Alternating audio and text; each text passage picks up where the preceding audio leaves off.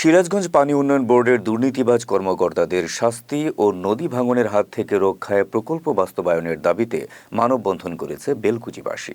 রোববার দুপুরে উপজেলার বড়ধুলে যমুনা নদীর পশ্চিম পাড়ে এই মানববন্ধন কর্মসূচি পালিত হয়।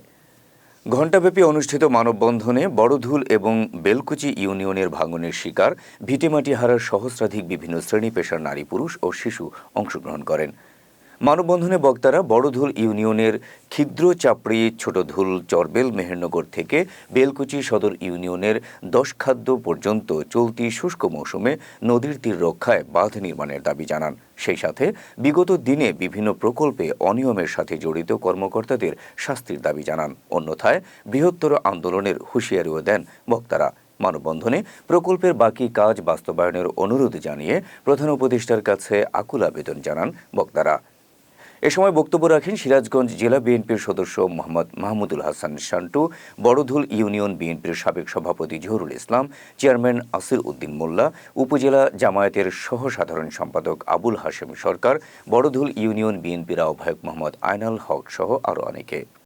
এখানে নদী ভাঙনের সময় আমরা এমন পরিস্থিতিতে পড়ে যাই যে নদীতে আমাদের সরার মতো কোনো ব্যবস্থা থাকে না, কারণ বাড়ি ঘর সম্পূর্ণ কিছু সরানোর সাথে সাথে সরানোর আগেই সব ভাঙ্গিয়া মাটি দিয়ে নদীতে নিয়ে যায়, ভাসিয়ে যায়। কমপক্ষে 10 থেকে 12 বার বাড়ি ভাঙছি। ওই কাইসাজর দেখতেছেন ওখানে, ওইটা হলো চরবেল, ওইখানে আমার বাড়ি ছিল। ওইখান থেকে ছোটদুল থেকে বড়দুল থেকে ভাঙাবাড়ির থেকে বিলমইচা, এইভাবে ভাঙতে আমরা পাশাপাশি আস্তে আস্তে মোটামুটি আমরা এখন যে বিলমইচায় আছি তাও আমি ঝুঁকির মধ্যে আছি। যে কোনো আপনারা জানেন, সাংবাদিক ভাইদের দৃষ্টি আকর্ষণ করছি এবং বর্তমান সরকারের কাছে দৃষ্টি আকর্ষণ করছি, সদিয়া চাঁদপুর ইউনিয়নের থেকে এই বেলকুচি ইউনিয়নের 10 খাতা পর্যন্ত এই বেড়িবাঁধ অসমাপ্ত আছে। বিগত সরকারের আমলে যে বেড়িবাঁধ হয়েছে সেই বেড়িবাঁধে অনেক দুর্নীতি হয়েছে। এই বেড়িবাঁধ কেন সমাপ্ত করা হয় নাই?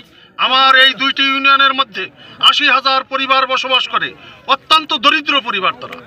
তারা এই স্তরের সাথে, বালির সাথে এবং পানির সাথে যুদ্ধ করে তারা বসবাস করে।